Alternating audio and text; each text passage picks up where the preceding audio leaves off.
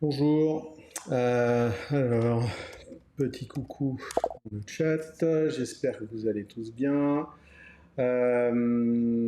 Aujourd'hui, alors comme d'habitude, je ne suis pas réveillé, mais aujourd'hui, je vais vous parler de comment utiliser votre repository GitLab comme une Docker registry.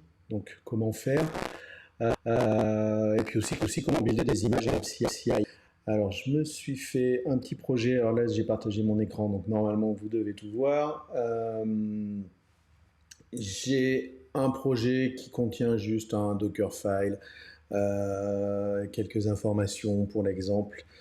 Bien sûr, comme d'habitude, j'écrirai un blog post après pour donner plus de renseignements.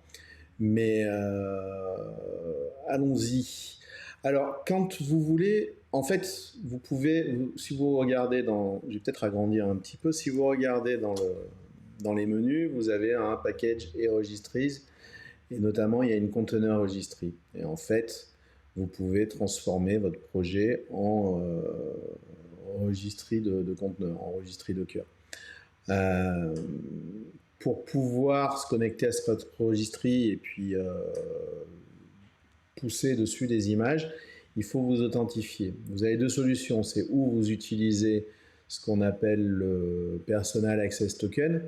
Il doit être par ici. Hop, je vais ouvrir mon profil. Voilà, vous avez ce qu'on appelle les Access Tokens. Vous les définissez et après, vous pouvez l'utiliser pour faire différentes actions sur votre page. Le Personalized Token, ça ne convient pas forcément à tout le monde pour différentes raisons. Ce que vous pouvez faire, c'est utiliser un Deploy Token. C'est-à-dire que vous allez dans les settings de votre projet, vous sélectionnez Repository et vous avez ici un paragraphe qui s'appelle Deploy Token, dans lequel vous allez pouvoir donner un nom au token, une date d'expiration si vous le souhaitez. Vous pouvez donner aussi un username, donc c'est comme si c'était un user qui se connectait, et différents droits pour se connecter à l'enregistré. Et vous créez votre Deploy Token. Alors moi, normalement, j'en ai créé un. Alors, on ne le voit pas parce que je l'ai créé au niveau groupe. On va juste aller voir niveau groupe. Donc vous pouvez le faire au niveau projet ou au niveau groupe, selon ce que vous voulez partager ou pas. Je vais juste vérifier que je l'ai bien créé.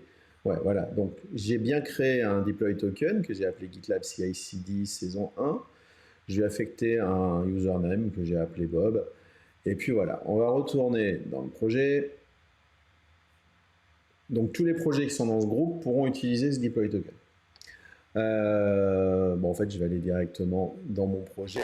Donc là, je suis dans GitPod, comme dit, mais c'est comme si j'avais ouvert un IDE ou Visual Studio Code ou ce que vous voulez.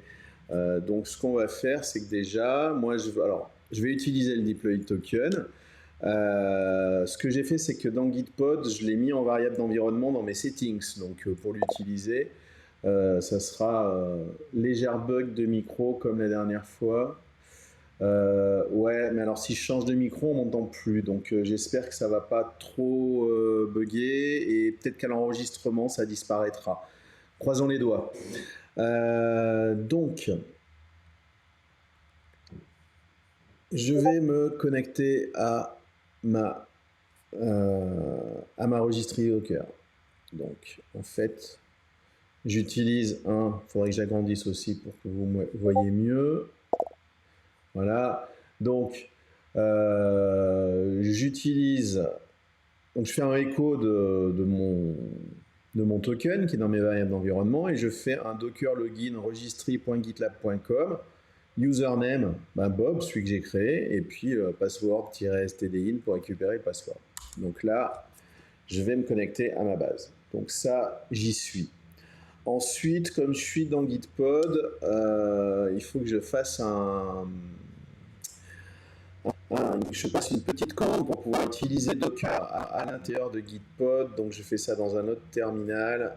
Hop, je lance le démon Docker.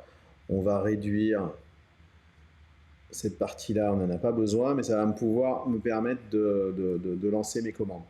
Donc j'ai un Dockerfile qui en fait utilise une image Node.js au hasard, qui récupère ce qu'il y a dans mon directory et qui me permettra de lancer une app. Donc là j'ai viré le npm install parce que j'ai aucune dépendance. Pour faire le build de mon image, rien de plus classique. Hop. Donc je fais un docker build-t registry.gitlab.com / alors moi c'est le nom de mon organisation, ma sous-organisation, et puis après je lui ai donné le nom de mon projet et le nom d'une image. On verra qu'il y a plus simple. Ne me posez pas de questions compliquées sur les commandes Docker, je ne suis pas un spécialiste de Docker. Pour l'instant je passe les commandes que je sais utiliser et qui m'aident dans mon job de tous les jours. Donc je build mon image. Donc ça va récupérer notre JS, ça build l'image, ça la... Voilà, elle est buildée, et je vais vouloir la pousser dans ma registry. Donc pour ça, je suis authentifié, c'est un simple Docker push vers la registry. Et il me dit qu'il n'est pas d'accord. Qu'ai-je oublié cette fois-ci? Tester et retester, bien sûr, ce matin. Donc, alors, normalement, je me suis authentifié. Je réessaye. Ouais. Et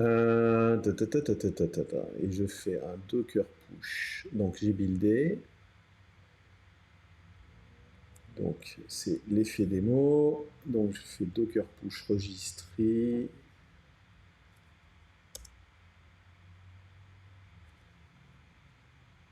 Bon. Il y a des jours comme ça où ça veut pas. Alors, attendez, je vais aller ouvrir le projet sur lequel j'avais préparé. Et on va essayer aussi, parce qu'il n'y a pas de raison.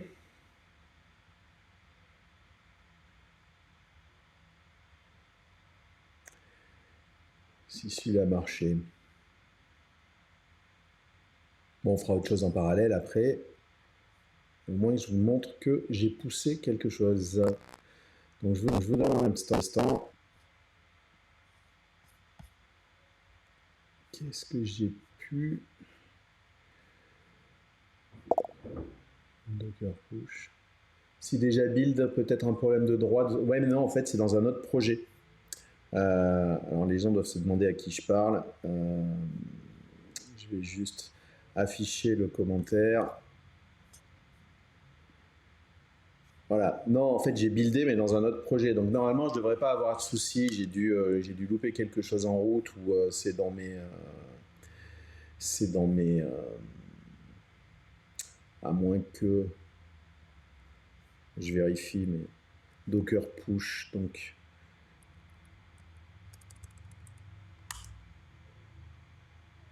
Ouais, il n'est pas d'accord, il y a des jours comme ça. On va voir quand il me donnera l'accès à l'autre repo si ça marche ou pas. Si c'est l'échec jusqu'au bout. J'essaie de réfléchir, qu'est-ce que j'ai pu louper ou peut-être qu'il y a un problème sur Gitpod. Il semblerait qu'il y ait un problème. CTRL-C. Je relance. Et je retente. Non, il n'est pas d'accord. Attendons que l'autre se charge.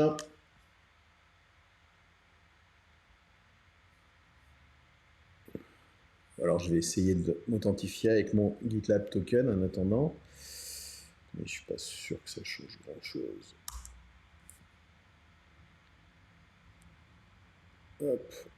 Hop, Docker push. Non, donc c'est pas un problème avec les tokens. Bon, alors j'ai pas d'idée magique. On va attendre un petit peu. Pourquoi il se charge pas? Bon, après j'ai une autre solution, mais j'aurais aimé vous montrer d'abord cette partie-là.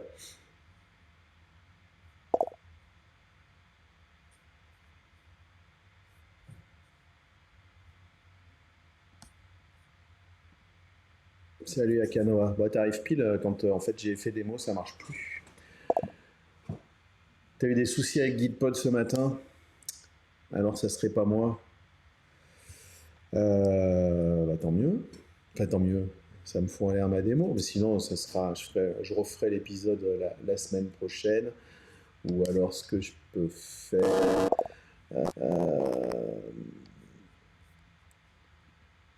Tu as stoppé le workspace, c'était passé sur un autre navigateur. Alors, écoute, je vais t'écouter.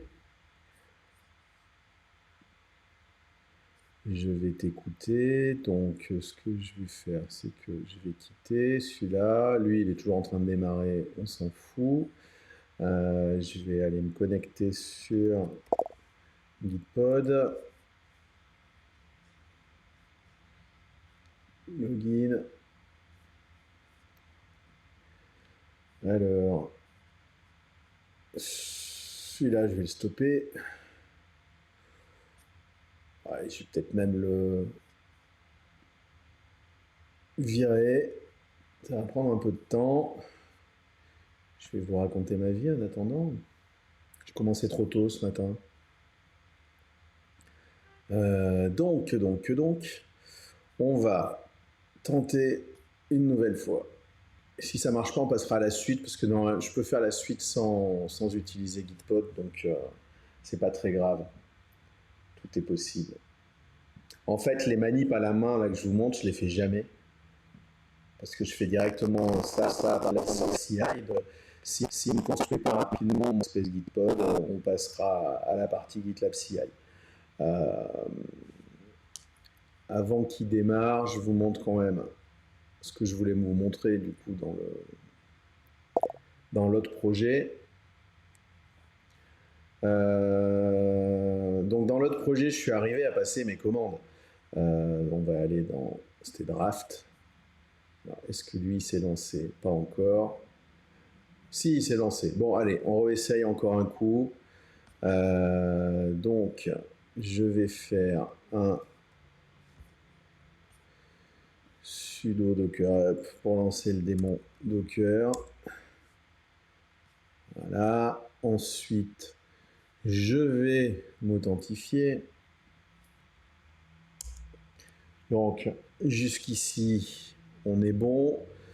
Je vais relancer le build de l'image.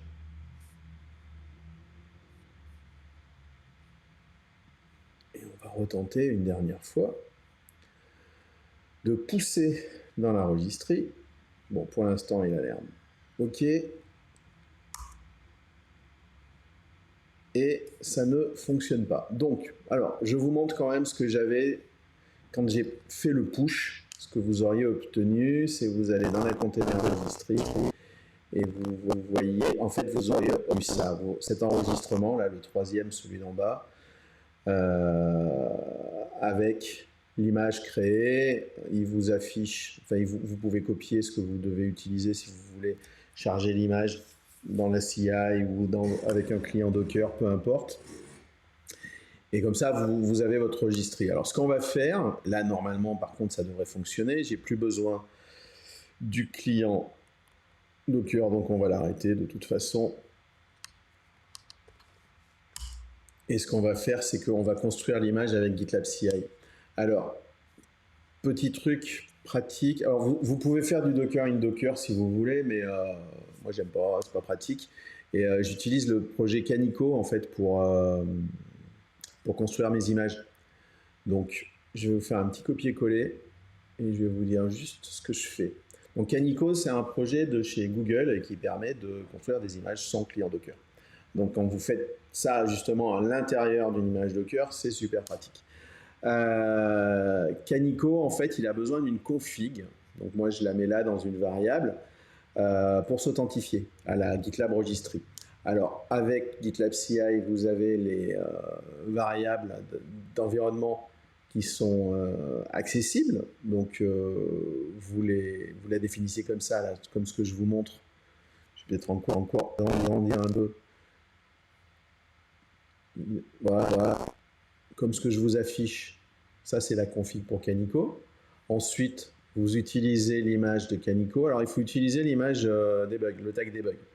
Parce que j'ai essayé avec les tests, ça ne fonctionne pas. Et dans la doc de GitLab, ils disent debug. Ensuite, vous lui donnez une règle de déclenchement, par exemple. Hein. Après, je vous mettrai des exemples de hors branch master, quoi, si vous voulez utiliser des tags ou des choses comme ça. Vous lancez Canico qui va utiliser, donc c'est Canico /executor, ça va utiliser la commande, la config.json, donc qui est dans canico.docker et qui est créée à partir de ma variable d'environnement JSON config. Et vous lui donnez le contexte, donc moi c'est le directory de mon projet. Vous lui dites où est le Dockerfile, donc en l'occurrence c'est le directory de mon projet / Dockerfile. Et la destination, donc en fait le nom de l'image. Donc pareil, GitLab vous fournit une variable d'environnement pour ça, et puis vous mettez un tag. Et vous sauvegardez vos comités. M. Hop. Je pousse. Donc on fonctionne, tout va bien. Donc si je retourne sur mon petit projet, ça doit être celui-ci. Normalement, vous avez un pipeline qui a commencé. Donc ça, c'est le projet que j'ai créé de zéro. Donc si je vais dans la package registry, si j'y vais vite, ah bah, il a déjà commencé à créer. Donc je pense que ma CI est déjà terminée. Il n'y avait pas grand-chose à créer. Hein. Ouais, il a déjà fini. Donc si je vais dans la package registry, dans container registry, vous voyez que j'ai mon image qui est créée avec le tag latest. Donc c'est super facile en fait. Ensuite, si vous voulez rajouter, par exemple, on va retourner dans l'édition. Si vous voulez faire ça, moi en général, je rajoute 2 autres jobs. Hop. Voilà. J'ai un job qui me sert pour quand je veux tester des images. Donc je le fais via une merge request. Et comme tag, je mets le nom de la... Alors après, vous pouvez mettre le SHA-1 hein, mais, du commit. Mais moi, je mets le nom, par exemple, de la branche. Et puis, vous pouvez aussi déclencher ça sur un tag. Et je mets le nom du... Enfin, ça prendra le CI commit fname prendra un tag, si je dis pas de bêtises. J'ai testé ce matin, donc c'est censé fonctionner. Petit truc sympa, c'est que, alors c'est pas dans la doc de GitLab, je suis tombé là-dessus en lisant la doc de Canico et j'aurais dû la lire plus tôt. Il y a un flag cache pour Canico qui s'appelle donc cache.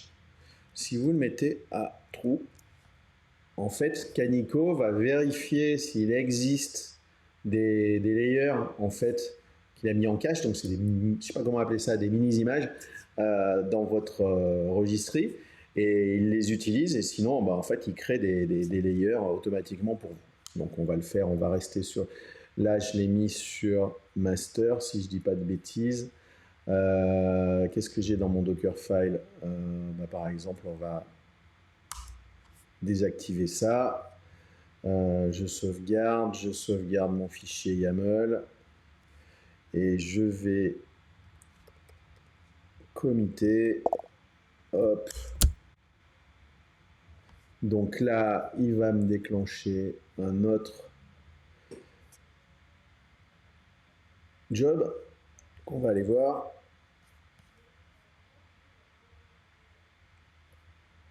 Donc on va attendre un petit peu. J'utilise les share runners là, hein, donc, mais du coup avec cette fonctionnalité, alors qu'est-ce que dit Akano? Ah, pardon, je vais juste vérifier un truc pendant que ça s'exécute. Hop. Ça marche très moyen avec l'exécuteur Kubernetes où je l'ai mal configuré, j'ai jamais réussi à cacher quoi que ce soit.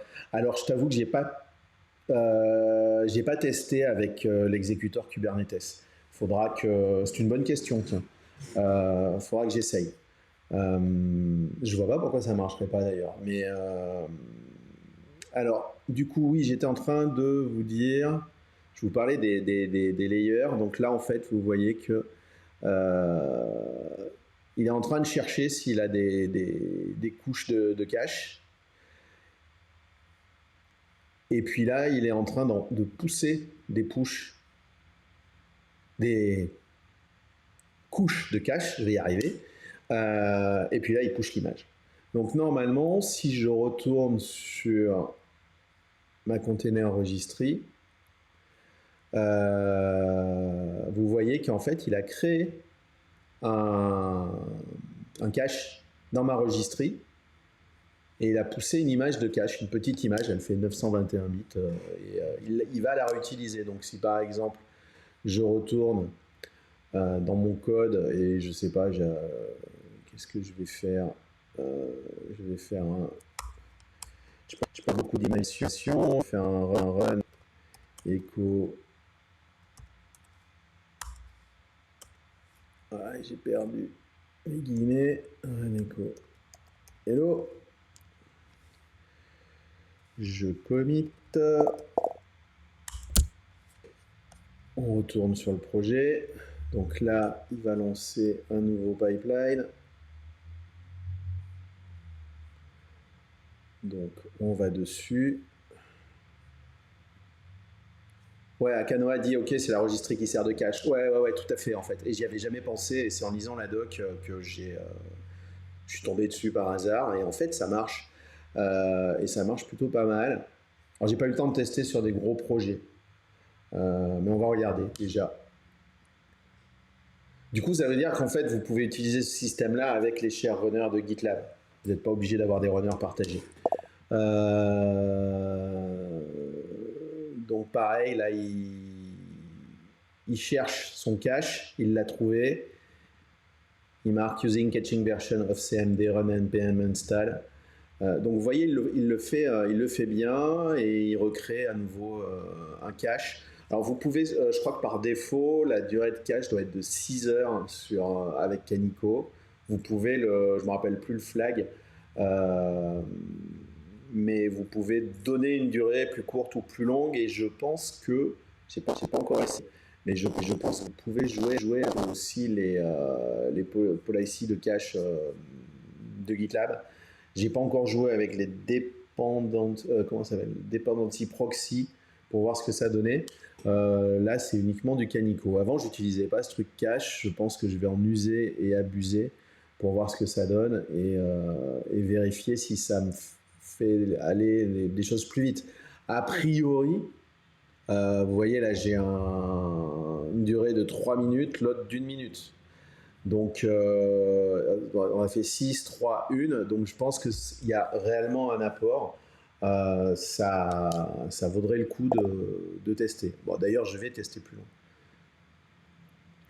Il y a quelqu'un qui me dit, ouais, tu voulais le mettre dans l'object storage. En fait, oui, moi, c'était aussi ce que je voulais faire. Et en fait, je sais plus ce que j'ai tapé comme recherche dans Google, et je suis tombé en fait sur la doc de Canico. Donc, quand on dit lisez la doc, il faut le faire plus souvent, et le truc est super facile à mettre en place puisque c'est juste un flag à rajouter et ça marche super bien. Donc je vous dirai à l'usage, je vais modifier toutes mes démos parce qu'en fait, justement, quand je fais des démos et que je suis sur la partie build Docker avec Canico, c'est le petit moment où il faut que je trouve des choses à dire parce que ça prend un peu de temps.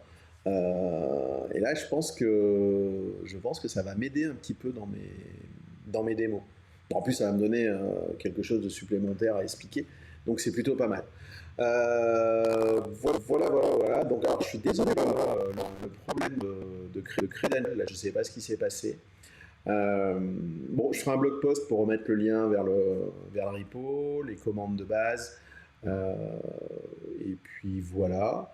Ce qui veut dire que pour la semaine prochaine, je sais pas encore de... Enfin, si, j'ai des idées de quoi je veux parler. Donc, ça sera où j'aurai bossé sur le dependency proxy, ou fera on a déjà vu pas mal de choses, donc comme c'est une initiation, on pourra peut-être faire du déploiement sur un pass. Au hasard, le pass s'appellera Clever Cloud, et utiliser la feature super simple de Review Application. Euh, Vous verrez, c'est pas mal, c'est super pratique. C'est dédié web app, mais c'est super pratique. Qu'est-ce qu'il nous dit à Canva? J'avais copié et collé le code Canico que tu m'avais filé sans vérifier la doc. Bah ouais, mais faut pas. Quand ça vient de moi, faut faire attention. Euh, Alors attends, il y a une autre question. Donc avant de partir, on va l'afficher. Euh, Question de build d'image Docker dans un pipeline CI. Mon projet utilise Docker. J'ai donc un Dockerfile utilisé par les développeurs pour build de quoi faire tourner l'application. Problème, ce Dockerfile a pour base image PHP 1. Ah mince, je raffiche. PHP 7 officiel auquel je rajoute des packages Debian, des extents 1, et c'est lent pour chaque job. Du coup, je ne sais pas que te dire. Est-ce que déjà tu l'utilises avec Canico? Et justement, est-ce que tu as testé cette histoire de, comment ça s'appelle, de, de cache? Et après, alors moi, ce que je fais dans certains cas, c'est que carrément, je me crée un projet avec un Dockerfile qui pointe juste sur l'image officielle. Et du coup, je me crée une image qui est dans ma registrie. Une image dédiée, enfin j'ai un projet avec l'image dans la registrie. Donc du coup, sur le réseau, en fait, ça va taper au même endroit et ça va, et je gagne du temps. Donc tu me dis que pas de canico, non, ni de registrie. Ouais, alors en fait, ce qu'il faut que tu fasses, si tu es si t'es sur un projet GitLab, ce que je vous ai montré là, je le fais sur .com, mais ça marche très bien en on-prem. Si tu es sur le projet GitLab, tu utilises la fonctionnalité de registrie, c'est tout simple, et tente avec Canico. Et comme dit Akanwa, les images multistage, c'est pas mal aussi. Du coup, ouais, le flag cache, je pense qu'en plus, il va grandement accélérer ton truc. Donc, teste-le, et puis la semaine prochaine, tu reviens, tu me dis si ça marche. Euh, et puis voilà, quoi, du coup, ça m'intéresserait. Après, il y a d'autres. Alors, vous trouverez dans la doc des éléments sur l'utilisation de Docker in Docker, de la gestion du cache, justement. Ou si vous avez vos propres runners, vous pouvez gérer le cache dans Runner. Là, moi, j'utilise les shared runners, donc à part mettre un cache sur S3, j'ai pas beaucoup de choix. Mais donc, dans la doc de GitLab, il y a beaucoup plus de choses. Avec Canico, c'est très simple. Alors, je me disais que ça crée un SPOF. Les devs dépendent donc de GitLab CI et sa registrie pour bosser. C'est GitLab et Done, pas de registrie, donc pas de build. Bah, après, tu peux imaginer avoir plusieurs registries, quoi. Tout dépend de si tu utilises .com, si tu utilises ton propre GitLab. Mais il y a une registrie chez Akanoa, dit pareil, quoi. Il y a différentes registries. Tu as une registrie chez Red Hat. Tu peux faire tes propres registries. Là, l'avantage d'utiliser celle de GitLab, c'est que tu ne te poses pas de questions. Ça marche tout seul. Après, ce que je montre là, le Canico. Alors attendez, je remonte mon fichier YAML. Tu peux très bien utiliser du Canico dans GitLab CI, mais sans passer par la registrie de GitLab. Avec n'importe quelle registrie, ça marchera. Il y aura juste pour l'authentification, il faudra que tu le gères différemment, mais ça marchera très bien.